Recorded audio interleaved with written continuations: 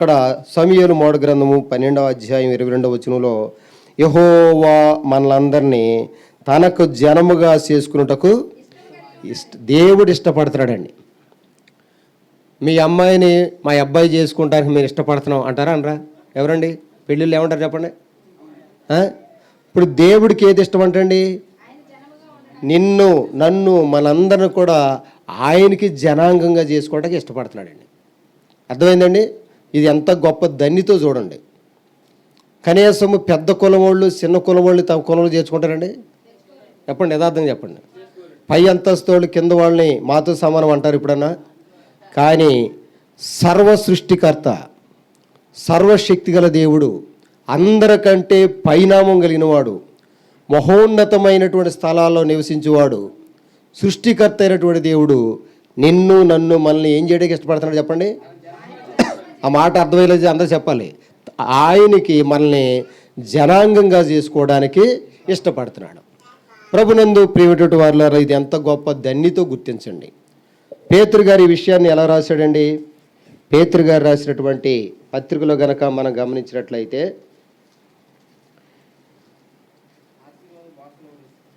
అది కదా, పేతురు గారు రాసిన మొదటి పత్రిక 2వ అధ్యాయము 9-10 వచనాలు.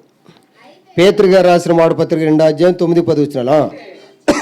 అయితే మీరు, ఇప్పుడు వరకు మనం ఎక్కడున్నాం చెప్పండి? అయితే మీరు చీకటిలో నుండి ఆశ్చర్యకరమైన తన వెలుగులోనికి మిమ్మల్ని పిలిచిన వాని గుణాతిశయములను ప్రచురం చేయ నిమిత్తము ఏర్పరచబడిన వంశమును, రాజులైన యాజక సమూహమును, పరిశుద్ధ జనమును, దేవుని సొత్తైన ప్రజలై ఉన్నారు. 10వ వచనం, ఒకప్పుడు ప్రజగా ఉండక ఇప్పుడు దేవుని ప్రజ అయితిరి, ఒకప్పుడు కనికరింపబడక ఇప్పుడు కనికరింపబడిన వారే. ఎంత గొప్ప ధనిలో గమనించండి ప్రియులారా. ఈ మాటలో చక్కగా రాశాడు పేతురు భక్తుడు. ఒకప్పుడు మనం ఎవరం కాదంటండి? 10వ వచనంలో, ఒకప్పుడు మనము దేవుని ప్రజలం కాదు, ఒకప్పుడు మనము కనికరించబడలేదు. కానీ ఇప్పుడు యేసుక్రీస్తు ప్రభువారు మనందరినీ కూడా ఆహ్వానిస్తున్నాడండి. ఆయనకి జనంగా మనం ఉండడానికి ఆయన అవకాశం ఇచ్చాడు. అయితే మనం చేయాల్సింది ఏంటంటే, చీకటిలో నుండి ఎక్కడ రావాలి చెప్పండి? ఆశ్చర్యకరమైన దేవుడిలోకి రావాలి. యేసు ప్రభువారి గురించి ఏం రాయబడిందంటే, నేనే వెలుగులు అంటున్నాడు ఆయన. వెలుగు ఎవరు చెప్పండి? లోకమునకు వెలుగు ఎవరు చెప్పండి? నిజమైన వెలుగు ఎవరు చెప్పండి? అమ్మా, వెలుగు గురించి ఎన్ని విషయాలు రాయబడి? జీవార్థమైనటువంటి వెలుగు అని ఉంటుంది ఆయన గురించి. యేసుక్రీస్తు ప్రభువారు ఆయన వెలుగుగా వచ్చి మనలో ఉన్నటువంటి అంధకారాన్ని ఏం చేశాడంటే తీసివేశాడు. ఒకప్పుడు మనము అంధకారమైన మనసు కలిగిన వారము. అవన్నీ బైబిల్లో ఉంటాయండి. ఒకప్పుడు మన మనసు ఎలా ఉంది చెప్పండి? అంధకారం అంటే ఏం చేస్తున్నామో గ్రహింపు లేని మనసు. కాబట్టి ఇక్కడ వాక్యం ఏం చెప్తా ఉందంటే, ఆశ్చర్యకరమైన తన వెలుగులోనికి మిమ్మల్ని పిలిచిన వాని గుణాతిశయములను ప్రచురం చేయ నిమిత్తము ఏర్పరచబడిన వంశం. దేవుడు ఏర్పరచుకున్న వంశంలో ముందు ఎవరు జరపరు. మేము సూర్యవంశం అని, లేకపోతే పలానా ఈ లోకంలో గొప్ప గొప్ప వంశాల గురించి చెప్పుకుంటూ ఉంటారు చాలామంది. కానీ మనం ఏ వంశం చెప్పండమ్మా?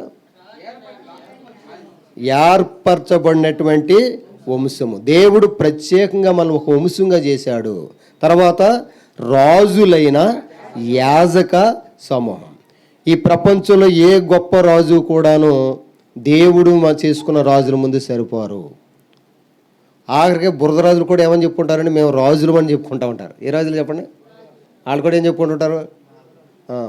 కానీ ప్రభునందు ప్రియమైన మనమే రాజులు అని చెప్పండి? రాజులైన యాజక సమూహము. తర్వాత అది మన ఏ జనం చెప్పండి? ఒకప్పుడు ఏ జనం అండి? ఒకప్పుడు ఎలాగైనా పోల్చుకోవచ్చు మనం. కానీ ఇప్పుడు కూడా మరి పాతకాలం నాటి ప్రజలుగా ఉంటే ఇక మన జీవితాలు ఎవరో బాగు చేయలేరు. కాబట్టి అమూల్యమైన సమయంలో మన అంశం ఏమనుకున్నాం చెప్పండి? దేవుని జనాంగంలో వాళ్ళ యొక్క లక్షణాలు ఎలా ఉంటాయి అంటే, వారి వెలుగులోకి వచ్చిన అనుభవం ఉంటుంది. వారి గురించి ఇక్కడ పరిశుద్ధమైన జనము. ఏ జనం చెప్పండి? మనలో ఎవరైతే యేసుక్రీస్తు రక్తంలో కడగబడి, బాగు చేయబడి, శుద్ధీకరించబడి, నవీనపరచబడి పరిశుద్ధులుగా ఉన్నారో వారు ఇప్పుడు ఎవరి జనాంగం చెప్పండి? నా గొర్రెలను నేను మేపుదును. చెప్పండి, నా గొర్రెలు నేను ఏం చేస్తాను చెప్పండి?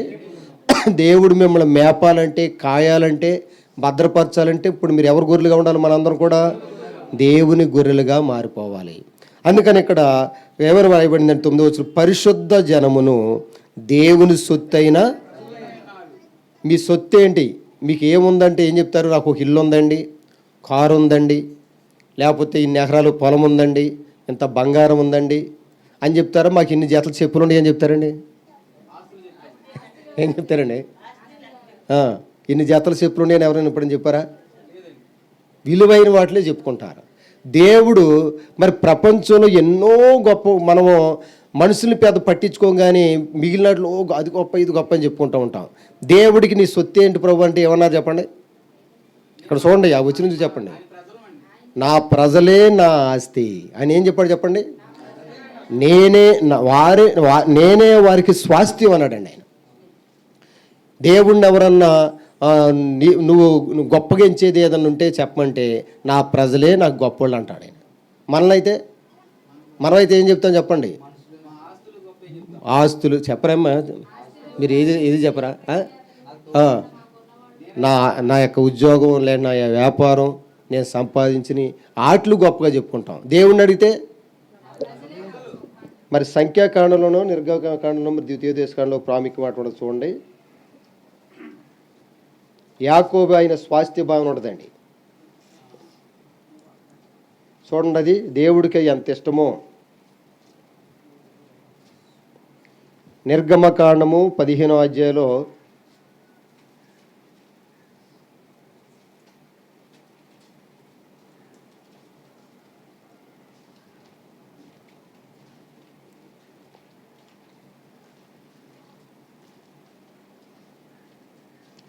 దేవుడు మనల్ని ఎంత ప్రేమిస్తున్నాడు ఈ మాట ద్వారా అక్కడ లేదండి. ద్వితీయోపదేశకాండంలో ఉందండి. ద్వితీయోపదేశకాండము 32వ అధ్యాయము 9వ వచనం. ద్వితీయోపదేశకాండం 32వ అధ్యాయము 9వ వచనం.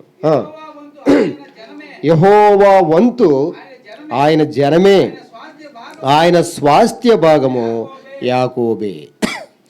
దేవా నీకు ఏది ఇష్టమో, నీ దృష్టిలో ఏది గొప్పదంటే ఆయన ఏమంటాడంటే చెప్పండి, యాకోబు ఇలాంటి ఇశ్రాయేల్ అంటే ఎవరంటే దేవుని జనాంగం అని అర్థం. నీ బాగా ఎక్కువగా గొప్పగా ఎంచింది ఏంటయ్యా అంటే నా ప్రజలే నాకు గొప్ప. ఇప్పుడు మనలో కొంతమంది తల్లిదండ్రులు అడిగితే నా బిడ్డలంతా నాకు పెద్ద కొడుకు అంట, కొడుకని అంట, చిన్న కొడుకు ఎవరు చెప్పండి? ఎలా పోల్చుకుంటారు చెప్పండి? కనుపాపలాగా నేను కాపాడుకుంటానని చెప్తూ ఉంటారు.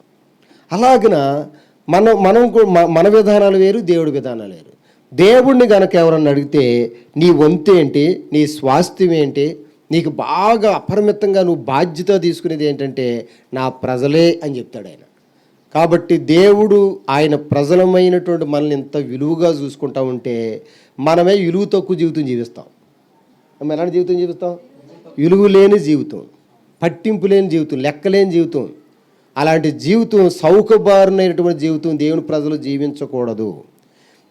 దేవుడు నిన్ను ఎంత విలువగా నిన్ను గుర్తించాడు, అమూల్యమైన రక్తంతో కడుక్కున్నాడు. అంతే కదండి, పేతురు గారి పత్రికలో ఉంటుందండి. అమూల్యమైన రక్తంతో మనల్ని కొనుక్కున్నాడు ఆయన. మన విలువ ఎంత చెప్పండి అమ్మా? మన విలువ ఎంత చెప్పండి? మనల్ని దేవుడు ఎంతగా విమోచించాడంటే వెలకట్టలేనంత అమూల్యమైనటువంటి వెల చెల్లించాడు ఆయన. అంటే దేవుడిని ఎంత విలువగా చూస్తున్నాడంటే మనం అసలు వర్ణించలేము, లెక్కగట్టలేము. అంత గొప్ప ఆస్తిగా ఎవరిని చూసుకుంటున్నాడు దేవుడు చెప్పండి?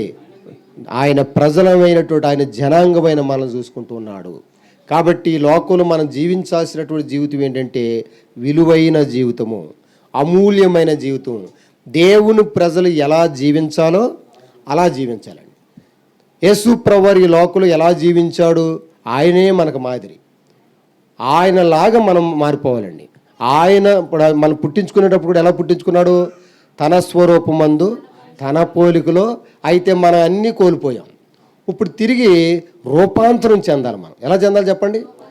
అంటే సీతాకోక సిలుకలాగా ఉండాలని కోరుకుంటున్న మన జీవితం మనం ఎలా మార్చేసుకున్నాం? గొంగళి పురుగులా తయారయ్యామండి. అంటే అందరు చిచ్చి చిచ్చి అని అసహించుకుని అవసరం వస్తే గొంగళి పురుగుల్ని తోలేడివే కాదు, చంపేస్తారా లేదా చెప్పండి? అలాగా మన జీవితం అసహ్యకరమైన జీవితాన్ని ఎలా మార్చేయడానికి ఇష్టపడుతున్నాడు చెప్పండి దేవుడు? అందరూ చిన్న సంటి బిడ్డలు కూడా ఇష్టపడేలాగా అక్కడక్కడ పెయింటింగ్ వేసేవాళ్ళు, బొమ్మలు వేసి డ్రాయింగ్ వేసేవాళ్ళు వారు ఈ గొంగళి పురుగులు ఎక్కువ వేయడానికి ఇష్టపడతారు, సీతాకోసిలుకలు వేస్తారండి? అలాగా మరి మన జీవితంలో కూడా ఒక అమూల్యమైనటువంటి మార్పు నందిన ప్రజలుగా ఉండాలని ఇష్టపడుతున్నాడు. యెహోవా మిమ్మును తనకు జనముగా చేసుకున్నటకు ఇష్టపడతాడంటే గొంగళి పురుగు లాంటి వాడు మనం. ఎలాంటి వాడు చెప్పండి? అలాంటి వాడిని ఇంటి జాలుగా రాస్తాం మనం. కానీ దేవుడు ఏం చేస్తాడండి? తన ప్రజలుగా. అందుకని పాపులను రక్షించుటకు క్రీస్తు యేసు ఈ లోకానికి వచ్చాడు. పాపి అంటే ఎవరికైనా ఇష్టమండి చెప్పండి? పాపాలు చేసేవాళ్ళు దొంగోళ్ళని మన ఇంట్లో తీసుకొచ్చి పెట్టుకుంటామండి? కొంపలు కూల్చేవాళ్ళు ఎవరిని పెట్టుకుంటాం చెప్పండి? ఎప్పుడు ఎలాంటి ఘోరమైన కార్యం చేస్తారో తెలియని వ్యక్తుల్ని ఇంటి జోలికి రాస్తామా? కానీ దేవుడు యెహోవా మిమ్మును, మనలో ఎన్ని రకాల మనుషులు ఉన్నామో చెప్పండి? ఒక్కళ్ళన్నా మంచోళ్ళు ఉన్నారా అమ్మా? అసలు మన ఇంట్లోళ్ళు కాదు, మన అసలు స్థితి వెళ్తే మన ఇంట్లోళ్ళే వెళ్ళేస్తారు మనల్ని. అలాంటి దౌర్భాగ్యకరమైన అయితే దేవుడికి మనందరం తెలుసా తెలీదా?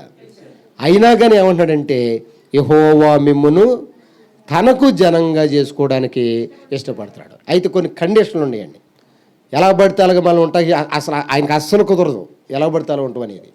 నువ్వు పాపివే, అపరాధివే, ఒక్కరు బుద్ధి కలిగిన వాడివైనా కానీ ఆయన పరిశుద్ధ రక్తంతో మనల్ని ఏం చేశాడు చెప్పండి? మన పిల్లలు ఉంటారు, వాళ్ళు రకరకాలుగా మలినం చేసుకుంటూ ఉంటాడు. మన బిడ్డలు రకరకాలుగా మురుగు చేసుకుంటారు. ఏం చేస్తుంటారు తల్లిదండ్రులు చెప్పండి? వాళ్ళని క్లీన్ అండ్ గ్రీన్ ఏం చేస్తారు చెప్పండి? ఎప్పటికప్పుడు నీట్గా చేసుకుని చక్కగా బిడ్డల్ని అలాగే తీసుకెళ్ళి మంచం మీద పడుకోబెడతారా చెప్పండి?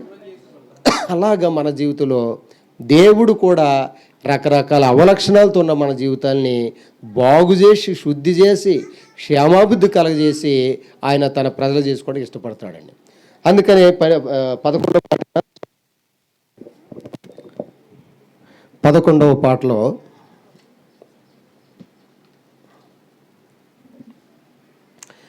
యేసు ప్రభు కాపరి నాకు వాసిగా స్తుతించేదన్, యేసు గొర్రె పిల్లను పోయేదను తన వెంట, యేసు ప్రభు కాపరి నాకు వాసిగా స్తుతించేదన్, యేసు గొర్రె పిల్లను పోయేదను తన వెంట, శత్రువుల ముందహారం సంసిద్ధము చేయును, నా గిన్నె నిండించి పొర్లి పరదేశి, శత్రువుల ముందహారం సంసిద్ధము చేయును, నా గిన్నె నిండించి పొర్లి పరదేశి, కడిగి కడిగి శుద్ధి చేసి ఆత్మదానమిచ్చేను, వడిగా ఆయన సాయమున జయమున వెళ్ళెదను, కడిగి కడిగి శుద్ధి చేసి ఆత్మదానమిచ్చేను, వడిగా ఆయన సాయమున జయమున వెళ్ళెదను. కాబట్టి కడిగి కడిగి మళ్ళీ ఏం చేస్తాడు చెప్పండి? ఎన్నిసార్లు కడుగుంటాడని మనం చెప్పండి? మనం ప్రతి దేవుడి యొక్క సన్నిధిలో ప్రభువా నన్ను కడుగు, ప్రభువా నన్ను శుద్ధి చేయి, ప్రభువా నన్ను బాగు చేయి ప్రభువా ఎన్నిసార్లు ప్రార్థన చేసి ఉంటాం? ఎన్నిసార్లు అయినా దేవుడు కడగడానికి ఇష్టపడతాడండి. మీ పిల్లల్ని మీరు ఎన్నిసార్లు శుభ్రం చేస్తారు చెప్పండి? అస్తమానం చేయమని చేస్తారు, చేయరా? ఇసుకుపోతారా చెప్పండి? అలాగే మన దేవుడు కూడా మళ్ళీ కడిగి కడిగి శుద్ధి చేసి ఆత్మను దానంగా ఇచ్చాడండి. మన ఆత్మను మనం ఇవ్వగలమండి? ఆత్మను దానంగా ఇచ్చాడు. ఎంత మంచి దేవుడు అర్థం చేసుకోండి.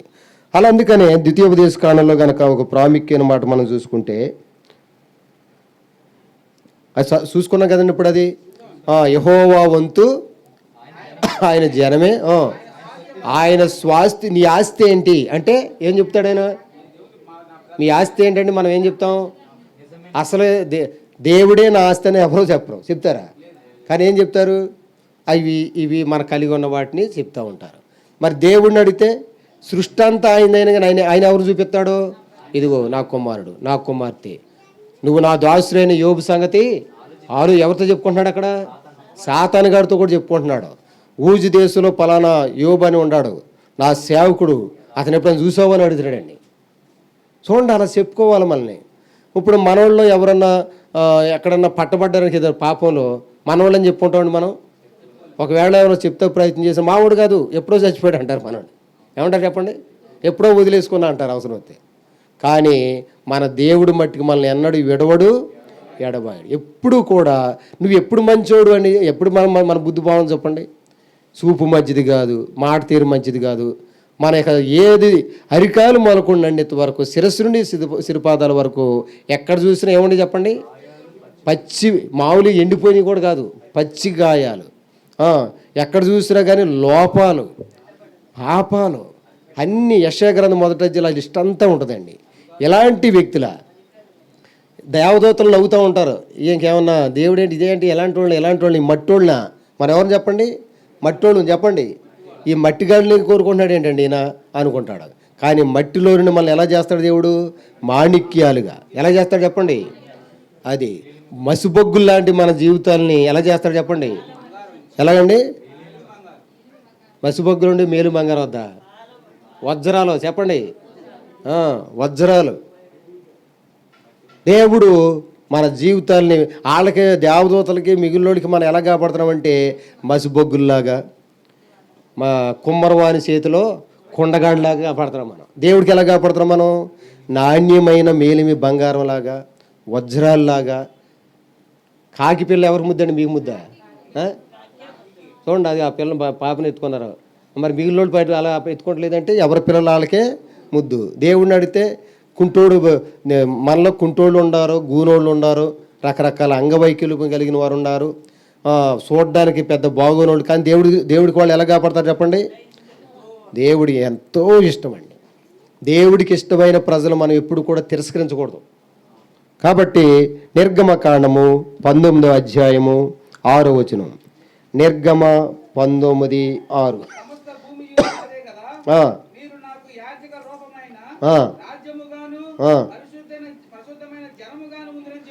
పరిశుద్ధమైన జనముగాను ఉందురని చెప్పు. మనందరూ ఎలా ఉండాలని చెప్పండి? అది ప్రియులారా, కూడొచ్చిన మనందరూ కూడా తెలుసుకోవాల్సింది ఏంటంటే మనందరినీ కూడా దేవుడు పరిశుద్ధమైన జనంగా ఉండాలని ఆశపడుతున్నాడు. ఒకప్పుడు మన జీవితాలు ఎలా ఉండేయో త్వరగా కొన్ని విషయాలు మనం చూసుకుంటాం. చూడండి ప్రియులారా, యెషయా గ్రంథము 14వ అధ్యాయము 12వ వచనం. యెషయా గ్రంథము 14:12 చదవండి.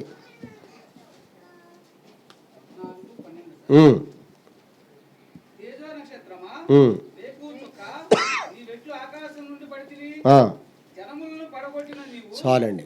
సాతానుగాడు మనందరూ ఏం చేశాడు చెప్పండి? పడగొట్టేశాడు.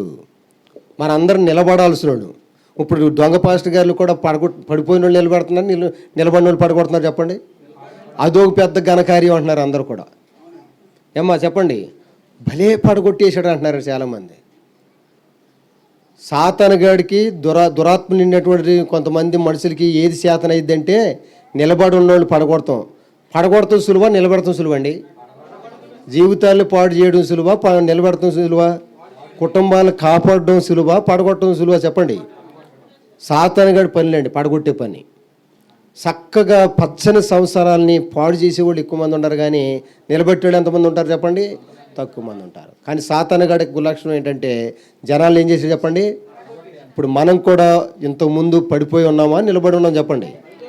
పడిపోయిన దావీదు గుడారం యేసుప్రభువు ఏం చేశాడంటే తిరిగి నిలబెట్టి కట్టాడు.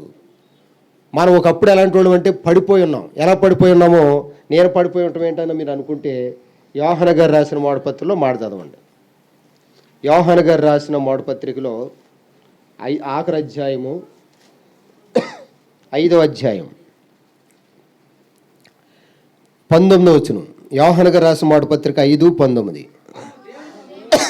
మనము దేవుని సంబంధులమనియు లోకమంతయు దుష్టిని యందు ఉన్నదనియు ఒకటేసి కింద రాయబడి చెప్పండి పుట్టినోట్లో. దుష్టుని యందు పడి ఉన్నది. దుష్టుడైన సాతాను మన అందరిని ఏం చేశాడంటే పడగొట్టేశాడు. ఏమంటే ఒక మొక్కనైనా నిలబడుతుంది సులువా, పడగొడుతుంది సులువా? కాబట్టి సాతాను గాడు ఏం చేశాడంటే మన అందరినీ పడగొట్టేశాడు.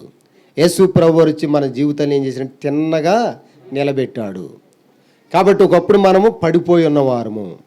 తర్వాత మనం గమనించినట్లయితే ప్రియులారా చూడండి, 9వ కీర్తన 15వ వచనం. 9వ కీర్తన 15వ వచనం.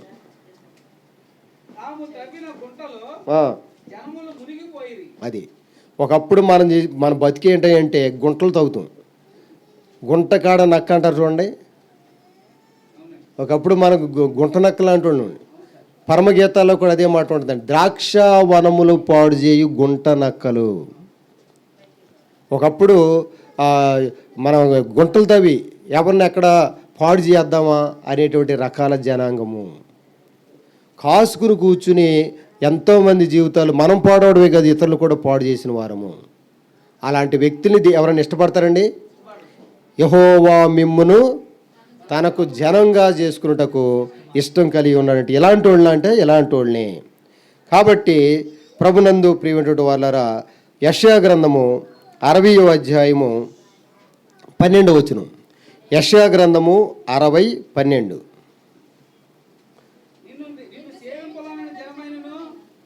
ఒకప్పుడు మనము ఎవరిని సేవించలేదు చెప్పండి?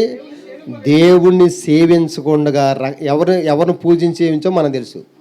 ఇప్పుడు ఇక్కడ కూడినట్టు కూర్చున్న మన అందరం కూడా ఒకప్పుడు ఎవరెవరిని పూజించాం, ఎవరెవరిని ఆరాధించాం, ఎక్కడెక్కడికి వెళ్ళొచ్చాం మన అందరూ తెలుసు. ఒకప్పుడు జీవంగా సృష్టికర్త అయినటువంటి దేవుడు మనం ఏం చేయలేదు చెప్పండి? సేవింపలేదు, అంటే పూజింపలేదు. అయినా కానీ దేవుడు మనల్ని పిలిచాడా లేదా? తర్వాత మనం గమనించినట్లయితే ప్రియులారా, ఫిలిప్పీ పత్రిక 2వ అధ్యాయము 24వ వచనం. ఫిలిప్పీ పత్రిక 2వ అధ్యాయము 24వ వచనం.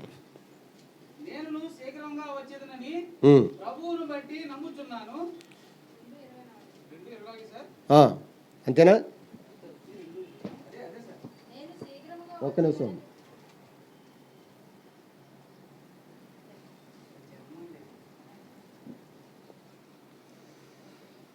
రెండవ అధ్యాయము 14 వచనం చదువుతాండి. 14.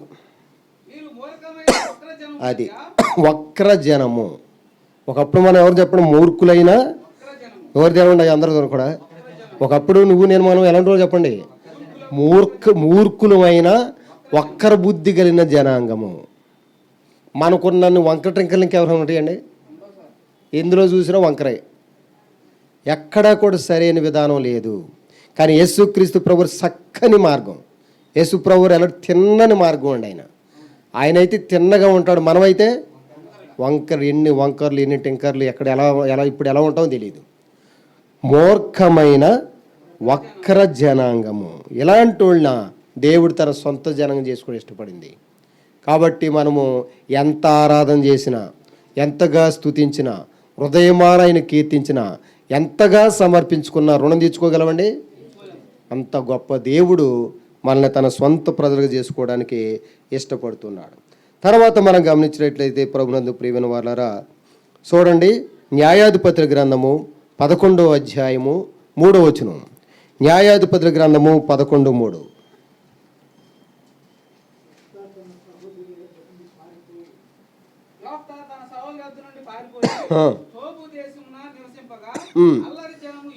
చాలండి, అల్లరి జనము.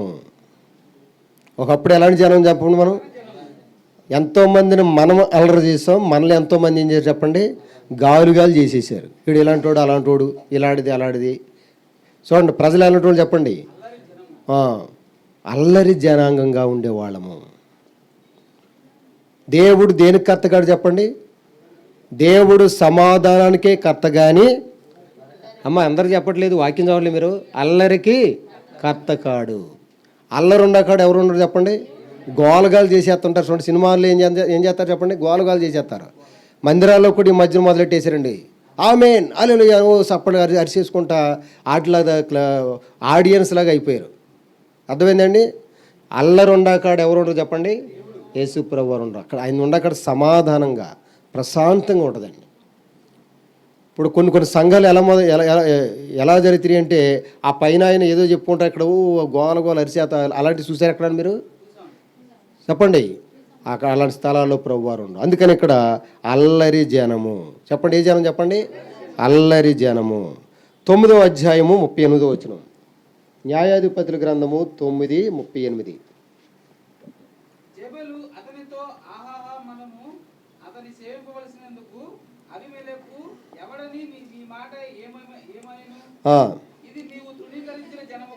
ఇది నీవు తృణీకరించిన జనము కాదా? మనం ఒకప్పుడు ఎలాంటి జనం చెప్పండి? అందరూ తృణీకరించారు, తిరస్కరించారు, మనల్ని పెద్ద పట్టించుకుని. ఇప్పుడు ఈరోజు కూడా కొంతమంది అంటూ ఉంటారు, అక్కడికి వెళ్ళావు కాదు నేను ఎవరు పట్టించుకున్నారని ఎన్నిసార్లు అడుగుతారు చెప్పండి? ఏమండి? అబ్బో బోడని సార్లు వెళ్ళా కానీ వాళ్ళు అసలు కనీసం వీళ్ళు చూడని చూడలేదు. ఎందుకండి రెండోసారి ఆ స్థలాలు పాస్టర్ గారి దగ్గరికి వెళ్తాం ఎందుకు అంటారు? ఎలాంటి మాటలు వినలేదు ఎప్పుడు మీరు? పాస్టర్ అమ్మాయి ఏమైనా పట్టించకూడదు అంటే మిమ్మల్ని మీ కోపం మొత్తం మా మీద పెట్టుకుని చెప్తున్నామండి. ఎన్నిసార్లు వెళ్ళా కానీ కనీసం చూసి నవ్వరండి. కొంతమంది ఏమంటారంటే ఆ నలుగురిని అస్తమని మాట్లాడతారండి. అక్కడ వాక్యం ఏం చెప్తా ఉందంటే, మనుషులు తిరస్కరించినా తృణీకరించినా మిమ్మల్ని ఎవరు ఆహ్వానిస్తున్నారో చెప్పండి? మనలో ఎవరైనా వద్దన్నాడని చెప్పండి? ఆయన యొద్దకు వచ్చి వారిని ఆయన ఎంత మాత్రమును త్రోసివేయుడు. మనుషులైతే ఏం చేస్తారు చెప్పండి? గెట్టపోతే మా ఇంటికంటే ఇలా పో అన్నాడు, తోసేస్తుంటారు. దేవుడు ఎప్పుడన్నా ఆ మాట అన్నాడే నిన్ను? అలాంటి మంచి దేవుడు ఇంటికి మట్టుకు రాబా నువ్వు. మళ్ళీ 10 మంది చెప్పాలమ్మా. ప్రార్థన రావడానికి గుర్తు చేయడం ఏంటంటే విచిత్రం. అమ్మా దేవుడి దగ్గరకు అమ్మ వస్తున్నారా అయ్యా వస్తున్నారా అని అడిగితే ఈరోజు మాకు ఖాళీ లేదండి ఊరే చక్కగా మాడుతుంటే ఇలాంటి మాటలు 100 పనులు పెట్టుకుంటారు ఎవరింటికి రావడానికి. ఆదివారం ప్రభు దినమందు దేవుని ఇంటికి రావడానికి నువ్వు ఎలాంటి వ్యక్తివైనా మళ్ళీ పైగా పని మంచోడు అంటే మనం మంచోడు కాదు. అందరినీ మోసం చేయడమే, అందరి చేత మోసపోవడమే మన పని. ఇలాంటి వ్యక్తుల్ని దేవుడు ఎంతో ప్రేమతో బాగు చేయడానికి, క్రమపరచడానికి, చక్కపరచడానికి, సదాకాలం నిత్యానందంలో చేర్చుకోవడానికి అవకాశాలు ఇస్తూ ఉంటే బోడను ఆయన దగ్గర రావడానికి ఎన్నెన్ని సాకులు. కొంతమంది కులం అంటారు, కొంతమంది మతం అంటారు, కొంతమంది వర్గం అంటారు. ఆ ఇంటికైతే మీరు రామంటారు. ఏమంటారు చెప్పండి? కులము స్థలం అనే రకరకాల వాయిదాలు వేయడం ఇవన్నీ కూడా సరైన విధం కాదండి. చూడండి, సీయోను గీతంలో ఓ మాట చూసుకుంటాం. ఇది ఏ సమయము అన్న కాడ అక్కడ ఎన్ని సాకులు ఉంటాయో చూడండి. 383వ పాట. 383వ పాటలో ఒక చక్కని అర్థవంతమైనటువంటి విషయం ఉంటుందండి. 7వ చరణం. జాలము చేయకనో మీరు హేళన చేయకను, కులము స్థలమనుచో మీరు కాలము గడుపకను. జాలము చేయకనో మీరు హేళన చేయకను, కులము స్థలమనుచో మీరు కాలము గడపకను. తరుణముండగానే మీరు త్వరపడి రండి, తరుణముండగానే మీరు త్వరపడి రండి. ఇది ఏ సమయము రండి, యేసుని చేరండి. ఇక సమయము లేదండి, రండి రక్షణ పొందండి. ఇక సమయము లేదండి, రండి రక్షణ పొందండి. ఇంత ముందు వారం నేను మరి పరిశుద్ధరావు డాక్టర్ గారి యొక్క సతీమణి గారిని మరి ప్రభావతి గారిని అడిగా, ఏమ్మా మీరు ఎప్పుడు కూడా 9:30 తర్వాత వస్తున్నారు, ఎప్పుడు వస్తున్నారు చెప్పండి? ఇలాగైతే ఎలాగమ్మా పెట్టేది 2 గంటలు పెడుతున్నాం అంటే, అలాగ కాదండి అయ్య గారండి, మా బాబు అప్పుడే వస్తారండి, టిఫిన్ పెట్టాక వస్తున్నామని చెప్పారు. మంచి కార్యమేనా కాదు అది? అమ్మా, వారందరూ ఆధారపడి బతికేది ఆయన మీద, యథార్థమా కాదా? అలాంటి బిడ్డకి ఆదివారం ఆయన ప్రార్థన గురించి అంతగా అవగాహన లేని వ్యక్తి టిఫిన్ పెట్టుకోకుండా వెళ్ళి ఇక్కడ కూర్చుంటే ఆయన కోపం వద్దా రాదా? అయినా కానీ మేము చెప్పినప్పుడు, అమ్మ, ఆదివారం అనేది మనం సొంతంగా వాడుకోకూడదు, అది దేవునికి చెందినటువంటి దినం కాబట్టి మీరు ఖచ్చితంగా మీరు ఏం చేస్తారో నాకు అనవసరం, దేవుని సన్నిధిలో టయానికి మీరు అందరూ కూడా ఉండాల్సిందంటే, అలాగే అండి అయ్యారు, అవసరం వస్తే టిఫిన్ అక్కడ పెట్టేసి వస్తాం, లేదంటే హోటల్లో తినమని అని చెప్తామని వచ్చారండి. అలా కంటిన్యూ చేస్తారని దేవుని చిత్తం అనుకున్నది. అది ఒక దేవుణ్ణి ప్రేమించి దైవజనుల మాటకు విలువిచ్చి దేవుని యొక్క సమయాన్ని కూడా దేవుడికి ఇవ్వడంలో అది ఒక భాగం అండి. అలాంటి వాళ్ళ విషయంలో దేవుడు ఏదైనా తక్కువ చేస్తాడండి? నన్ను గణపరచు వారిని. అందుకే పాటలు మనం చూసుకుంటే ధ్యానం చేస్తారు కొంతమంది, తరుణం ఉండగానే మనం త్వరపడి రావాలి, టైం అయిపోద్ది. కొన్ని మంచివి మనం సంపాదించుకోవాలంటే కొంత గ్యాప్, మనకు కొంత అవకాశం ఇస్తుంటాడు. మంచి అవకాశాలు అన్నిసార్లు వస్తాయండి మనకి. దేవుడు ఇచ్చినప్పుడే వాటిని సద్వినియోగం చేసుకోవాలి. మన ఎదుట ఎప్పుడు 2 గొప్ప మార్గాలు, 2 మార్గాలు కనబడతా ఉంటాయి. జీవ మార్గము, రెండోది వేరే మార్గం ఉంటుంది. ఎప్పుడు కూడా మనము దేవునికే ప్రథమ స్థానం ఇవ్వాలి. దేవుణ్ణి సంతోషపరచడానికే మనం ఎప్పుడు కూడాను ముందుకు రావాలి. దానివల్ల ఏంటంటే అందరికంటే ఎక్కువ లబ్ధి పొందుతాం. కాబట్టి న్యాయాధిపతుల గ్రంథాలు ఇక్కడ మనం చూసుకున్న ప్రకారంగా న్యాయాధిపతుల గ్రంథాలు 2 విషయాలు చూసుకున్నాం. ఏ జనాంగం అంట? అల్లరి జనము, తృణీకరింపబడిన జనం. మనకి అందరికి ఇప్పటికి కూడా ఆ బుద్ధి పోదండి. ఎవరినైనా తిరస్కరించేస్తాం ఊరిని, అవునా కదా? ఏమండి, ప్రతి ఒక్కరిని కూడా తిరస్కరించి మాట్లాడడం అనేది అది సాతానుగాడి లక్షణం అండి. ఇది ఎవరి లక్షణం చెప్పండి? అందరినీ తిరస్కరించి మాట్లాడతాడు. కానీ దేవుడు నిన్ను ఎప్పుడైనా తృణీకరించాడండి? ఎప్పుడైనా తిరస్కరించాడా? నీ ప్రార్థన ఎప్పుడన్నా కాదన్నాడు చెప్పండి? నువ్వు ఆయన దగ్గరికి వస్తే ఎప్పుడన్నా పొమ్మన్నాడా చెప్పండి? అలాంటి గొప్ప దేవుడు. మనకి ఏదైనా నచ్చిందో ఏదైనా అనుకోండి, అల్లరల్లర చేసి పడేస్తాం మనం. ఒక వ్యక్తిని బజార్కి ఏడ్చాలంటే నీ తర్వాత ఎవరైనా, నా తర్వాత చెప్పండి? అలాంటి మనుషులు. కానీ మన దేవుడు ఎప్పుడన్నా ఎవరన్నా బజార్కి ఇచ్చాడండి? బజార్లో ఉన్న వ్యక్తిని ఏం చేశాడు చెప్పండి? తన సన్నిధిలోకి ఆహ్వానించాడు. ఆయన అతీగతి లేని మన జీవితాల్ని ఉన్నతంగా తీర్చిదిద్దాడు. నా అని చెప్పుకోవడానికి, ఎవరి గురించి చెప్పుకోవడానికి కూడా అవకాశం లేని మన జీవితం నేనున్నానని అందుబాటులోకి వచ్చాడు దేవుడు. యెహోవా మిమ్మును తనకు చెప్పండి, యెహోవా మిమ్మును తనకు జనముగా చేసుకోవడానికి ఇష్టపడతాడండి. ఆయనకి ఇష్టం ఉన్న టైంలోనే మనం ఏం చేయాలంటే, ఇష్టంగా ఉన్నప్పుడే సంఖ్య కూర్చోవాలా వద్దా? దేవుడు మనకు అవకాశం ఇస్తున్నప్పుడు ఏం చేయాలంటే ఆయన పాదాలు పట్టుకుని ఏలాడాలి. ఇప్పుడు నోవహు గారు వాడ కట్టారు, మొత్తం అంతా కూడా ఒక్కళ్ళు కూడా ఎప్పుడు సహకరించింది లేదు. కానీ అందరూ వచ్చడం, తిట్టడం, అవహేళన చేయడం, వాళ్ళందరూ తిరస్కరించి వెళ్ళడం అంతా అయిపోయిన తర్వాత 2 రోజులు అవకాశం ఇచ్చాడు దేవుడు. చెప్పండి అమ్మా, చూడండి ఆ మాట ఒకసారి చూడండి. ఒకసారి ఆదికాండంలో అంతా రెడీ అయిపోయిన తర్వాత కూడా అప్పుడు కూడా దయ తెలిసాడండి దేవుడు. అప్పుడు కూడా అవకాశం ఇచ్చాడు. ఆదికాండం 7వ అధ్యాయం 10వ వచనం. ఆదికాండము 7:10. అంటే ఎన్ని రోజులు అవకాశం ఇచ్చాడు చెప్పండి? వారం రోజులు అవకాశం ఇచ్చాడండి. అన్నీ రెడీ అయిపోయిన తర్వాత ఒక్కళ్ళన్నా ఇప్పటికన్నా బుద్ధి మార్చుకుని, ఇప్పటికైనా బుద్ధి తెచ్చుకుని, ఇప్పటికైనా వారం రోజులు అంటే సామాన్యమైన టైం అండి అది. చెప్పండి, మనకి ఎన్ని వారాలు అవకాశం ఇస్తున్నాడండి? చెప్పండి, ఎన్ని ఆదివారాలు ఇస్తున్నాడు చెప్పండి దేవుడు? అసలు బ్రతకడానికన్నా నీకేమన్నా యోగ్యత అర్హత ఉందా? అయినా కానీ కొంతమంది ఎందుకు బతుకుతారో తెలవపోయినా కానీ ఎన్ని ఆదివారాలు ఇస్తున్నాడు. వీళ్ళకి కూడా ఎన్ని రోజులు ఇచ్చాడు చెప్పండి? 7 రోజులు ఇచ్చాడండి. అయినా కానీ వీళ్ళు ఇంట్లో వాళ్ళు తప్ప ఒక్కళ్ళ లైన్లోకి రాలే, ఒక్కళ్ళు కూడా లోపల ప్రవేశించలే. దేవుడిచ్చిన పుణ్యకాలం కాస్త అయిపోయిన తర్వాత ఏం చేశాడండి? తలుపేసేసాడు ఉంటుంది. ఎక్కడ ఉంటుందండి అది? తలుపేసేసాడు ఉంటుంది. తలుపేసేసిన తర్వాత అయితే కుదరదండి. చూడండి ఎక్కడుంది అది? 7వ అధ్యాయంలో ఉంటుంది. 16వ వచనం చదువుదాం. ఆజ్ఞాపించిన ప్రకారము ఉమ్, సమస్త శరీరంలో మగయు ఆడయు ప్రవేశించెను. ఉమ్. అప్పుడు యెహోవా వాడలో అప్పుడు యెహోవా ఓడలో అతన్ని మూసివేశాడు. ఇక టైం అయిపోయిన తర్వాత తలుపులు వేసిన తర్వాత అయితే ఇక ఎవ్వరికీ అవకాశం ఉండదు.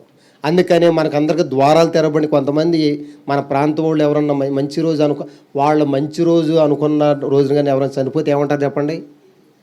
ఈరోజు చాలా మంచిది అనమాట, తలుపులన్నీ తెరిచి ఉంటాయి అంటారండి. ఇప్పుడేం లేదమ్మా, డైరెక్ట్ వెళ్ళిపోతారంట.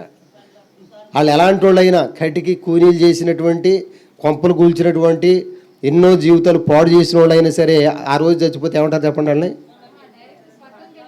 తలుపులు తీసేసుకోండి. చాలాసార్లు అయినాను నేను.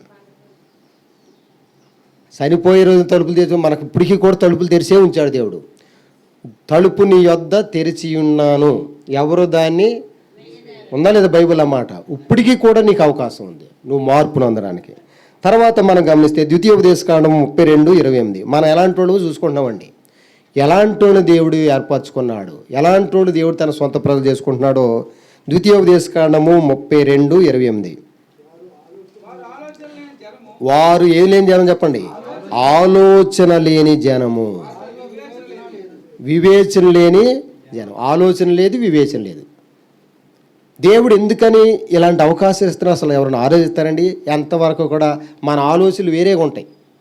మనం ఆలోచించుకోకుండా ఉండవండి, ఆలోచిస్తూనే ఉంటాం. వీటి గురించి తాత్కాలికమైన వాటి గురించి, ఎప్పుడు ఉంటాయి ఎప్పుడు పోతే తెలియని వాటి కొరకు, ఎవరికి ఎలా కీడు చేయాలి. కొంతమంది ఉంటారండి, వాళ్ళు ఎంత సాధ్యమైనంత వరకు కీడే చేస్తారు తప్ప మేలేమి చేయరు.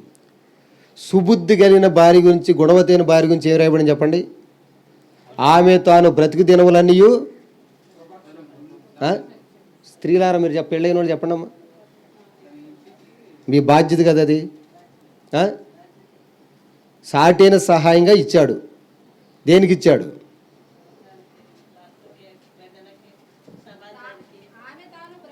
అది ఆమె తాను బ్రతుకు దినములన్నీ అతనికి మేలే చేయును కానీ. ఇది పెళ్ళైన ప్రతి స్త్రీకి దేవుడు ఇచ్చినటువంటి అవకాశం ఏంటంటే, బతికినంతకాలం భర్తకి ఏం చేయాలని చెప్పండి? మేలు మాత్రమే చేయాలి కానీ ఏం చేయకూడదంట. కొంతమంది స్త్రీల సంగతి ఏంటి చెప్పండి? బతుకున్నంతకాలం ఎంత సాధ్యమైనంత కీడే చేస్తారు కానీ ఎన్నడూ మేలనే పదమే ఉండదు. అలాంటి వాళ్ళు కూడా దేవుడు అవకాశం ఇస్తున్నాడు లేదేమని? నా కుమార్తెరా, నా కుమార్తెరా, నేను నిన్ను మారుతాను, నేను నిన్ను సంరక్షిస్తానని పిలుస్తున్నాడు తప్ప దేవుడు ఎవరిని తిరస్కరించలేదు. మనం కూడాను ఇప్పుడు ఈ ప్రతి స్త్రీ భర్తకి విషయంలో ఎంతకాలం చేయాలంటే మేలు చెప్పండి? ఆడు ఎలాంటి వాడైనా సరే భర్త బతుకున్నంతకాలం ఏం చేయాలి చెప్పండి? మేలు మాత్రమే చేయాలి కానీ కీడే మాత్రం కూడా చేయకూడదు. అలాంటి వాళ్ళు కూడా దేవుడు పిలుస్తున్నాడు లేదా? నా కుమార్తె, సంసారాలు అమ్ముకున్న వాళ్ళు కూడా పిలుస్తున్నాడు దేవుడు. చూడండి ఎంత మంచి దేవుడు. కాబట్టి ప్రియులారా, దేవదూతలు ఎవరికి అర్థం కావట్లేదు, సాతానుగాడు కూడా అర్థం కావట్లే. చిచ్చి నాకంటే పాడైపోయిన వాళ్ళు ఎవరండి? మనుషులు. నాకంటే పాడైపోయిన వాళ్ళు వీళ్ళకి అవకాశం ఇస్తున్నాడండి దేవుడు. నాకు గనక ఒక్క క్షణం అవకాశం వస్తే నేను మారిపోదునే అనుకుంటాడు. ఆడి మట్టుకు అవకాశం ఇస్తున్నా దేవుడు. మరి ఎవరికి అవకాశం ఇస్తున్నాడు? నువ్వు ఎన్నిసార్లు తిరస్కరించి, ఎన్నిసార్లు వ్యతిరేకంగా, ఎన్నిసార్లు దేవుడంటే ఇష్టపడకపోయినా, ఆయనంటే నీకు గిట్టకపోయినా, దేవుడంటే గిట్టని వాళ్ళు చాలామంది ఉంటారండి. వాళ్ళు కూడా దేవుడు ఆహ్వానిస్తున్నాడు. తర్వాత మనం గమనించినట్లయితే ప్రియులారా, సంఖ్యాకాండము 11:4 సంఖ్యాకాండము 11:4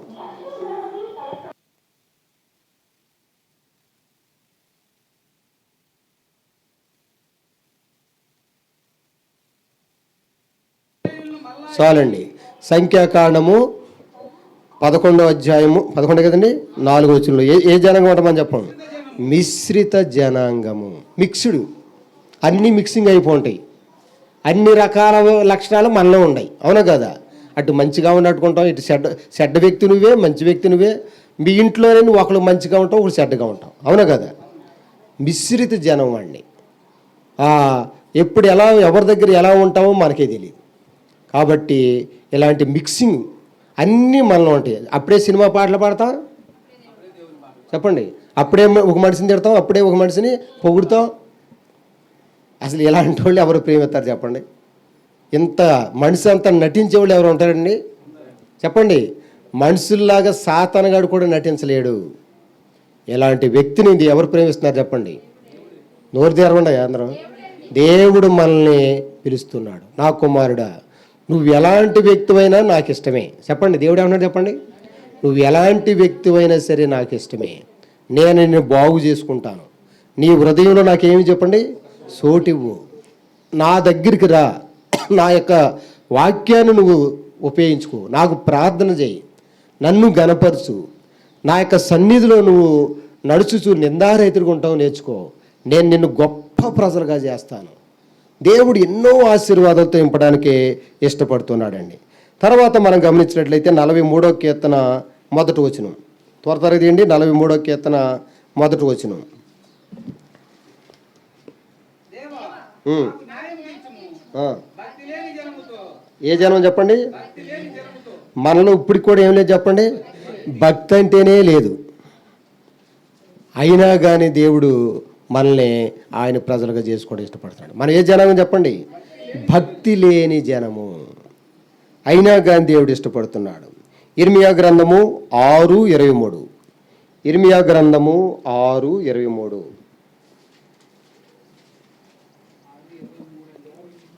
వారు వింటిని వారు నేర్చిన వారు, అది ఒక క్రూర జనము, వారు జాలి లేని వారు. క్రూరమైన జనము, జాలి లేని జనం. ఏమండి, దేవుడైతే జాలి కలిగినవాడు. మళ్ళీ ఏం లేదు చెప్పండి? జాలి, దయ, కరుణ, వాత్సల్యత లేదు. నేడు దినాల్లో మనం చూస్తూ ఉంటే చాలామంది ఇతర ప్రజల విషయంలో ఎంత క్రూరత్వం చూపిస్తున్నారు చెప్పండి? ఇతర పిల్లలకి కీడు చేసే విషయంలో, కొట్టే విషయంలో, బతికొండ ఓన్లీ నిలువున చంపేస్తలేదని జనాంగం. క్రూర జంతువులు, సింహం కంటే ఎవరికి ఎక్కువ భయపడాలండి? అలేసమ్మ గారు, సింహాన్ని చూసి జడవాలా, మనం చూసి జడవాలా? ఈ మధ్యకాలంలో కొంతమంది వాట్సాప్లో ఆటలు పెడుతున్నారండి. అడవి జంతువులు చూసి ఇదివరకు మనుషులు జడిసేవాళ్ళు. ఆ పొట్ట ఏం వేసారు తెలుసండి? ఈ దినాల్లో మనిషి వస్తుంటుంటే అవి జడిసి పోయి దాక్కుంటున్నాయి అంటండి. ఎవరిని చూసి ఎవరు జడిచిపోతున్నారు చెప్పండి? ఒక మనిషి వస్తూ ఉంటే అసలు నిజంగా ఆ లోపల స్వభావం కనుక మనకు తెలితే అసలు ఎంత భయంకరం ఉంటుందో తెలుసండి. బైబిల్ ఏం చెప్తుంది మన గురించి?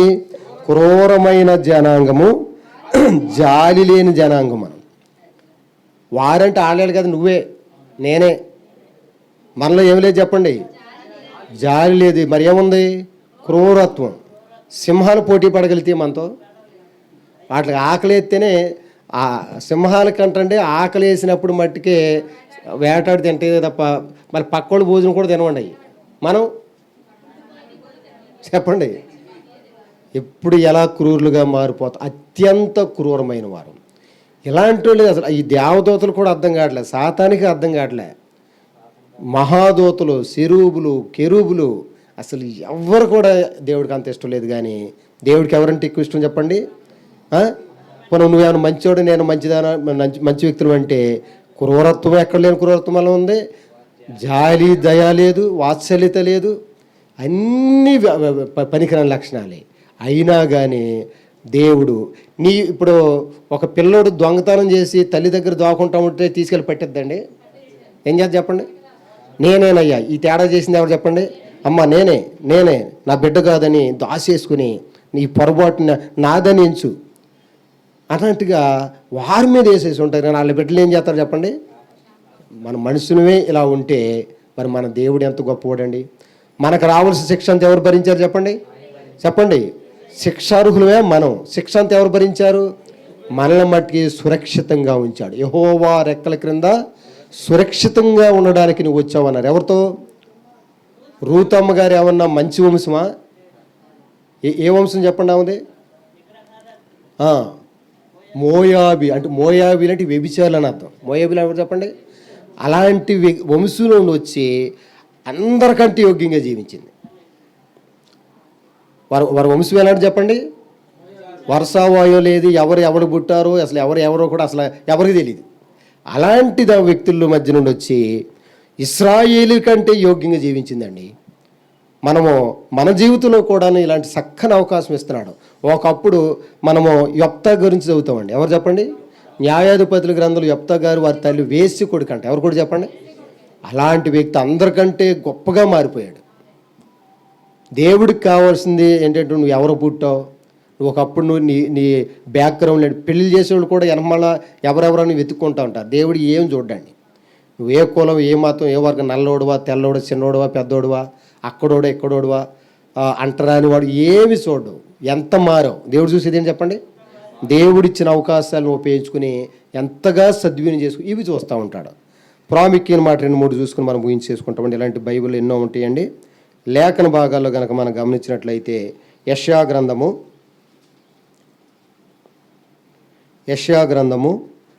36వ వచనం. యెషయా గ్రంథం 30వ అధ్యాయం 6వ వచనం. చివరి భాగం చదివేయండి. తమకు సహాయం చేయలేని జనమునకు అది మనము ఎవరికి ఏం చేయాలని చెప్పండి. సహాయం చేయ ప్రతి మనిషి సహాయం చేయడానికి తిరుగుతున్నారా, సహాయం కావాలని తిరుగుతున్నారమ్మా? సహాయం కావాలని అమ్మా మనుషుల గురించి చెప్పండి.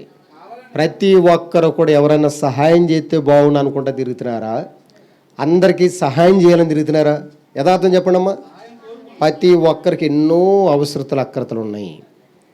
అందుకనే మనం ఎవరు నమ్ముకోకూడదు, ఎవరు నమ్ముకోవాలి చెప్పండి. మనుషులు నమ్ముకోకూడదు, రాజులను కూడా ఆశ్రయించకూడదు. మరి ఎవరి మీద ఆధారపడాలి? కొండల తట్టు నా కనులు నాకు సహాయము, భూమి ఆకాశం సృజించిన యెహోవా వలన నాకు సహాయము కలుగుచున్నది.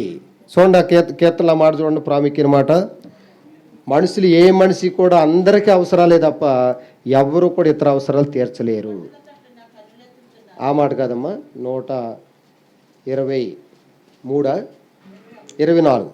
124 కీర్తన 8వ వచనం. భూమి ఆకాశమును సృజించిన భూమి ఆకాశమును సృజించిన యెహోవా నామము వలననే మనకు సహాయము కలుగుచున్నది.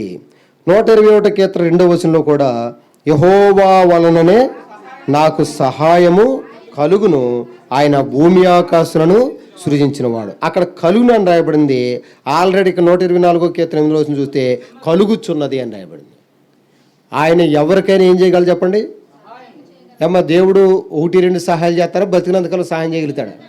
ఎంతమందికి సహాయం చేయగలడు? నీ సహాయకర్తనగు నేను అని రాయబడిందండి. మన సహాయం యెషయా గ్రంథంలో ఉంటుందండి. నీకు సహాయం చేయడానికి నీ కుడి చేతులు పట్టుకుని సున్నాను అని ఉంటుంది. కానీ సహాయకర్త అయినటువంటి ప్రభువుని పక్క దోసేసి ఆళ్ళ మీద ఎడ మీద ఆధారపడితే నట్టేట మునిగిపోతాం. ఏం చేస్తాం చెప్పండి. మనుషులు సహాయం చేయగలరా, చేయలేరా? ఏం రాయబడిందండి యెషయా గ్రంథం 36వ వచనంలో? సహాయము చేయలేని మీలో ఎవరని చెప్పండి. నేనైతే చేయగలనండి, సహాయం చేయగలను అన్నవాళ్ళు ఎవరు ఉండారు మనలో? మాకెవరైనా సహాయం చేస్తే బాగున్నట్టు చూస్తారు. యథార్థం చెప్పండి. మనుషులకి దేవుడికి అదే తేడా. కాబట్టి అంటే మనము శాతగాని వాళ్ళమని ఒక మాటలో చెప్పాలంటే, మన కీడు చేయడం అయితే బాగా శాతనైద్ది, మేలు చేయడం అసలు మన వల్లే కాదు. రోమాపత్రిక 10వ అధ్యాయము 19వ వచనం. రోమాపత్రిక 10:19. మరియు నేను చెప్పినది ఏమనగా, ఇశ్రాయేలుకు తెలియకుండెనా జనము కాని వారి వలన మీకు రోషం పుట్టించెదను. అవివేకమైన జనము వలన. అది ఏ జనం చెప్పండి. ఇది ఎవ్వరూ ఒప్పుకోరు. నా అంత తెలివితేటలు కలిగిన వాళ్ళు ఎవ్వరు లేరు. అందరూ ఇదే భావన. దేవుని యొక్క వాక్యం మన గురించి ఏం చెప్తుంది చెప్పండి. అవివేక జనాంగం. ఒప్పుకుంటారు, ఒప్పుకోరా? సరైనటువంటి అవగాహన లేనోళ్ళం. మనల్ని ఎవరు కీడు చేస్తారో తెలియదు, ఎవరు మోసం చేస్తారో తెలియదు. తెలుసా? మనం వాళ్ళనే బాగా నమ్మేస్తుంటాం. అవ్వమ్మ గారి ఊరిని నమ్మేసింది. ఎవరిని? దేవుణ్ణి నమ్మలేకపోయింది, భర్తను నమ్మలేకపోయింది. కానీ ఎవరు నమ్మేసింది చెప్పండి. చూడండి, ఇప్పటికి కూడా ఏ నాటికైనా సరే మనుషులు ఎవరు నమ్ముతారంటే కషాయోడిని అంట. ఎవరిని చెప్పండి? కీడు చేసేవాళ్ళు నమ్ముతాము. అందుకనే మనకేం పేరు పెట్టిందని వాక్యం అక్కడ ఎవరైనా చెప్పండి. అవివేకమైన జనాంగం. ఎలాంటి వ్యక్తుల్ని దేవుడు ఏం చేస్తున్నాడంటే తన సొత్తైన ప్రజలుగా చేసుకోవడానికి ఇష్టపడుతున్నాడు. యెషయా గ్రంథము ఈ మాటలు కూడా ప్రాముఖ్యం చూసుకుని మనం ఊహించేసుకుంటాం. యెషయా గ్రంథంలో కనుక మనం గమనించండి 57:16 ఎలాంటి జనాంగాన్ని దేవుడు ఏం చేస్తున్నాడు. 57:16 యెషయా గ్రంథం 57:16. పోరాడువాడును కాను, ఎల్లప్పుడూ కోపించువాడును కాను, అలాగుండిన యెడల నా మూలంగా జీవాత్మ క్షీణించును, నేను పుట్టించిన నన్ను క్షమించిపోదురు. ఆ, వారి లోపం వలన కలిగి దోషం బట్టి నేను ఆగ్రహపడి వారిని కొట్టి తిరిగి 51 అండి, క్షమించండి. 51:16. 51:16 క్షమించండి. 51 అధ్యాయం 16. నేను ఆకాశమును స్థాపించినట్లును ఆ, భూమి పునాదులు వేయినట్లును ఆ. నా జనము నీవే అదే నా జనము నీవే అని మనం అందరం ఇప్పుడు ఎవరు చెప్పండి? సియోను వాసులు మనందరం ఎవరు చెప్పండి? నా జనము నీవే అని సియోనుతో చెప్పినట్లును నీ నోట నా మాటలు ఉంచి నా చేతి నీడలో నిన్ను కప్పాను. సియోను జనాంగం అంతా ఎవరు జనాంగం చెప్పండి? దేవుని యొక్క సొంత ఆస్తి అయిన ప్రజలు. ఇప్పుడు ఇక్కడికి వచ్చి కూర్చున్న వాళ్ళందరూ సియోను వాసులేనండి? అవును, ఖచ్చితంగా చెప్పేస్తున్నారండి. అలా ఉండాలనే దేవుని కోరిక. దేవుడి బిడ్డలు అని చెప్పుకున్న వాళ్ళు కూడా ఇప్పుడు యేసుప్రభువుకి ఎంతమంది శిష్యులండి? 12 మంది. అందరూ ఆయన సొంత శిష్యులేనా? అలాంటి వాళ్ళు కూడా ఉంటారు. అలా ఉండకూడదని దేవుని యొక్క కోరిక. తర్వాత మనం గమనించినట్లయితే ప్రియులారా, లేఖన భాగాల్లో ఎన్నో విషయాలు ఉన్నాయి. ప్రాముఖ్యమైన 2 మాటలు చూసుకుని ముగించుకుంటాం. అపోస్తుల కార్యములు 10వ అధ్యాయము. అపోస్తుల కార్యములు 10వ అధ్యాయం 35వ వచనం. అపోస్తుల కార్యములు 10:35. ప్రతి జనములోను ఆయనకి భయపడి ఏ జనం చెప్పండి? నీతి గల జనము. ఇప్పుడు మనల్ని ఎలా మార్చేసాడు చెప్పండి? పరిశుద్ధమైన జనాంగము, నీతి గల జనాంగము. ఇందాక యెషయా గ్రంథంలో చూసుకున్న ప్రకారం ఏ జనాంగం చెప్పండి? అది కాదండి, ఇప్పుడు 51:16 అండి, ఇప్పుడు చదువుకున్నాగా. నా జనము, నా జనము. మనమందరం కూడాను దేవుని యొక్క నిజమైన సియోను అంటే దేవుడు ఉండే స్థలం. సియోను అంటే ఏంటి చెప్పండి? దేవుడు ఎవరితో ఉంటాడో. ఇక్కడ ప్రార్థనకు వచ్చినప్పుడు ఇంటికాడ కూడా ఉండాలి మనతో దేవుడు. నువ్వేం మీ ఇంటికాడ ఉన్నప్పుడు వేరేలా ఉంటావు, ఇక్కడికి వచ్చినప్పుడు దేవుడు బిడ్డలా ఉంటావు. నీతో ఉంటాడు దేవుడు చెప్పండి. ఒంటరిగా ఉన్నప్పుడు తెలిసిపోద్ది మనతో దేవుడు ఉంటాడో బాబాయ్, ఎప్పుడు తెలిసిపోద్ది చెప్పండి? ఒంటరిగా ఉన్నప్పుడు నీకు ప్రార్థన చేయాలనిపిస్తుందో, పాపం చేయాలనిపిస్తుందో, పరిశుద్ధ మందిరానికి వెళ్ళాలనిపిస్తుందో, సినిమా హాల్కి వెళ్దామనిపిస్తుందో, నీ ఎవరితో స్నేహం చేయాలనిపిస్తుందో తెలిసిపోద్ది నువ్వు ఎలాంటి వ్యక్తి అనేది. బాగా మన మనసుకు దగ్గరైన వాళ్ళతో ఉంటాకి ఇష్టపడతాం మనం, అవునా కదా? మనల్ని మెచ్చుకునేవాళ్ళు, ఇష్టపడేవాళ్ళు, మనం ఎలా ఉండగానే మనతో రాజీ పడే వాళ్ళతో ఉంటాకి ఇష్టపడతాం మనం. అంతే తప్ప వేలెత్తి చూపేవాళ్ళ దగ్గరికి ఎవరైనా వెళ్తారండి? వాక్యం అనేది వేలెత్తి చూపిస్తుంటుంది. నీవు దేవుని దృష్టిలో ఎలా ఉన్నావు, ఎలా ఉండాలని చెప్తూ ఉంటుంది. మనం చాలా జాగ్రత్తగా ఉండాలని వాక్యం స్పష్టంగా తెలియజేస్తుంది. మనం నీతి గల జనం అంటే ఎవరు చెప్పండి? అపోస్తుల కార్యములు 2:5. అపోస్తుల కార్యములు 2వ అధ్యాయం 5వ వచనం. ఆ కాలమున ఆకాశము కింద నుండి ప్రతి జనములో నుండి వచ్చిన భక్తిగల యూదులు యెరూషలేములో కాపురముండిరి. భక్తిగల యూదులు మనందరూ ఎవరు చెప్పండి? ఎన్నో అధ్యాయం ఎన్నో వచనం అనుకున్నాం చెప్పండి? తీశారు అందరూ కూడా? చదవండి.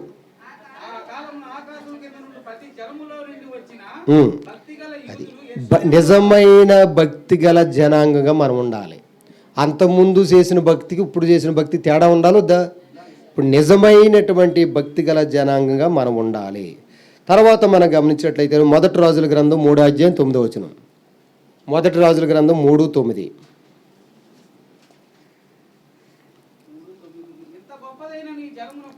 మనం ఎంత జనం, ఎలాంటి జనం చెప్పండి? ఎంత గొప్పదైన నీ జనం. దేవుడి బిడ్డలు ఎప్పుడు ఎలా ఉంటారు చెప్పండి? గొప్ప. నోరు జనం వాళ్ళందరూ కూడా మనం నిజంగా దేవుని బిడ్డలు అయితే ఎప్పటికైనా ఎలా మాత్రం చెప్పండి? నేను పిల్లలను పెంచి, నిజంగా నువ్వు దేవుడి చేతిలో పెంచబడితే నువ్వు ఇప్పటికైనా ఎలా అవుతావు? ఎవరు పెంపకంలో ఉన్నామో గుర్తుంచుకోండి. మనం మోషే గారిని తల్లి ఎలా పెంచింది? దేవునికి అంగీకార యోగ్యంగా పెంచింది. అలాగే సమూయేలు గారి తల్లి పేరు ఏం పేరు చెప్పండి? హన్న. ఎలా పెంచింది బిడ్డని? దేవునికి మహింకరంగా పెంచింది. మరి దేవుడే పెంచితే ఇంకెలా ఉంటాం చెప్పండి? నేను పిల్లలను పెంచి, యెషయా గ్రంథం 1వ అధ్యాయం మాట ఉంటుందండి. కాబట్టి మనం గొప్పవారు అవ్వాలంటే దేవుని యొక్క వాక్యంలో పెంచబడాలి. ఎందులో పెంచబడాలి? దేవుని యొక్క ప్రార్థనాపూర్వకంగా, దేవుని యొక్క సన్నిధిలో దైవ చిత్తానుసారంగా పెంచబడితే ఎలా మారిపోతాం మనం? గొప్పవారుగా. నా ప్రజలు ఎప్పుడు ఎలా ఉండాలని కోరుకుంటే ద్వితీయోపదేశకాండం 28వ అధ్యాయంలో మళ్ళీ ఎలా ఉంచుతారు అన్నాడు దేవుడు. భూమి మీద ఉన్నటువంటి సమస్త జనముల కంటే నీవు హెచ్చించబడతావు, దీవించబడతావు, పైవాడుగా ఉంటావు, ఉన్నతమైన వాడుగా ఉంటావు. నువ్వు ఎప్పుడు కూడా అప్పిచ్చేవాడుగా ఉంటావు. తలగా చెప్పరేంటండి, చెప్పాంగా, ఎక్కడ ఉందని కూడా చెప్పాంగా, అక్కడ ఉన్నాయిగా. చెప్పండి, మళ్ళీ చెప్పండి. అయ్యి మీరు ఒక్కొక్కరు కూడా చెప్తారా? చెప్పలేరు. ద్వితీయోపదేశం దేవుడు అందరికీ అవకాశం ఇచ్చాడు, కానీ ఉపయోగించుకున్నాడు. చదువుకోవాలి కానీ ఎంత చదువు ఉండదు చెప్పండి అమ్మా. సంపాదించుకోవాలి కానీ భూమి మీద ఎంత సంపాదించుకోవచ్చు? మరి దేవుని సన్నిధిలో కూడా అంతకంటే గొప్పవి ఉన్నాయి. ఉపయోగించుకోవాలండి. మనం సద్వినియోగం చేసుకుంటే దేవుడు మనల్ని ఉన్నతంగా తీర్చిదిద్దేవాడు ఉంటాడు. కాబట్టి అపోస్తలుల కార్యం 2:5 భక్తి గల జనాంగం. ఆఖరుగా ఆదికాండంలో ఈ 2 మాటలు చూసుకుని ముగించేసుకుంటాం. చూడండి ప్రియులారా, ఆదికాండం 12:2.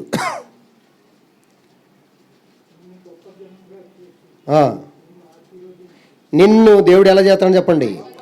నిన్ను గొప్ప జనముగా చేసి నిన్ను ఆశీర్వదించి. ఆదికాండం 22:18. ఆదికాండము 22:18.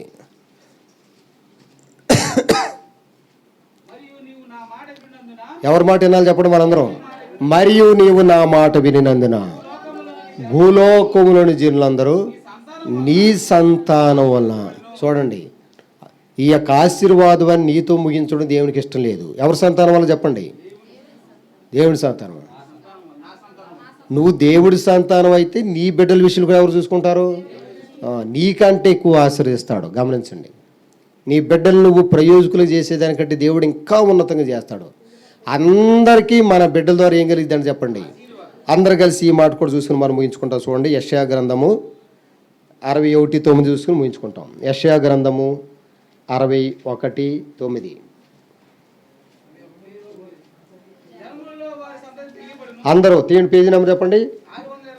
621 పేజీ తీయండి. ఈ మాట చూసుకుని ముగించుకుంటాం. యెషయా గ్రంథం 61:9. జనములలో వారి సంతతి తెలియబడును, జనముల మధ్యను వారి సంతానము ప్రసిద్ధి నొందును. వారు యెహోవా ఆశీర్వదించిన జనమని వారిని చూసిన వారందరూ ఒప్పుకొందురు. ఆఖరిగా నాతో పాటు చెప్పండి, మనము యెహోవా ఆశీర్వదించిన జనము. అది దేవుడు మనల్ని ఆశీర్వదించే విధంగా మనం అందరూ జీవించుదుముగాక. ఆనందించేదము యెహోవాలో, ఆనందించేదము యెహోవాలో, అతిశయించును నాదు ఆత్మ, అతిశయించును నాదు ఆత్మ. రక్షణ వస్త్రములతో యెహోవా నన్ను, రక్షణ వస్త్రములతో యెహోవా నన్ను, నీతి వస్త్రము ధరింపజేసి, నీతి వస్త్రము ధరింపజేసి, ఆనందించెదము యెహోవాలో, ఆనందించెదము. జనములకు వారి సంతతి తెలియును, జనములకు వారి సంతతి తెలియును, జనముల మధ్యను ప్రసిద్ధి నొందును, జనములకు వారి సంతతి తెలియును, జనముల మధ్యను ప్రసిద్ధి నొందును. యెహోవా ఆశీర్వదించిన జనమని ఒప్పుకొందురు చూచిన వారు. యెహోవా ఆశీర్వదించిన జనమని ఒప్పుకొందురు చూచిన వారు. ఆనందించెదము యెహోవాలో, ఆనందించెదము. దయచేసి అందరూ కూడా కళ్ళు మూసుకోండి, నూతనమైన తీర్మానం చేసుకోండి. ఇప్పుడు మనందరూ ఎవరి జనం చెప్పండి? ఒకప్పుడు మీరు మీ తండ్రి యగు అపవాది సంబంధులు. అయితే దేవుడు మరలా తన ప్రాణంతో ఆయన మనల్ని కొనుక్కున్నాడు, తన పరిశుద్ధ రక్తంతో మనల్ని శుద్ధి చేసుకున్నాడు. పాపులుగా ఉన్న మనల్ని ఎలా మార్చుకున్నాడు చెప్పండి? పరిశుద్ధులుగా. మనలో ఎన్ని అవలక్షణాలు ఉన్నాయో కొన్ని బైబిల్లో చూసుకున్నాం. అయినా కానీ దేవుడు మనల్ని అందరినీ ఎవరి జనాంగం చేసుకుంటే ఇష్టపడ్డాడు?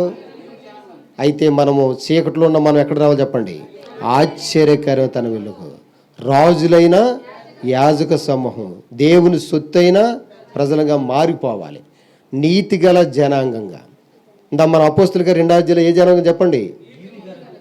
2వ అధ్యాయంలో భక్తి గల, ఏం మర్చిపోతున్నారా? అలా మనలో అంతకుముందు లక్షణాలు వేరు, ప్రభువు నందు వచ్చిన తర్వాత లక్షణాలు వేరు.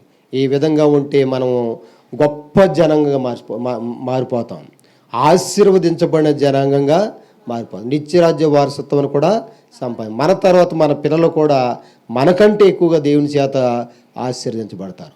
ఈ విధంగా మనం అందరూ ఇప్పుడు మన అంశం ఏంటి చెప్పండి? దేవుని జనం. ఇక్కడ ఉన్న వాళ్ళందరూ 2 రకాలుగా ఉన్నాం మనం. కొంతమంది దేవుని జనం, మిగిలిన ఏ జనం మీకు తెలుసు. మనందరూ ఎవరి జనంగా మారిపోవాలి? అటువంటి విధంగా దేవుడు మనందరూ అత్యధికంగా ఆశీర్వదించును గాక.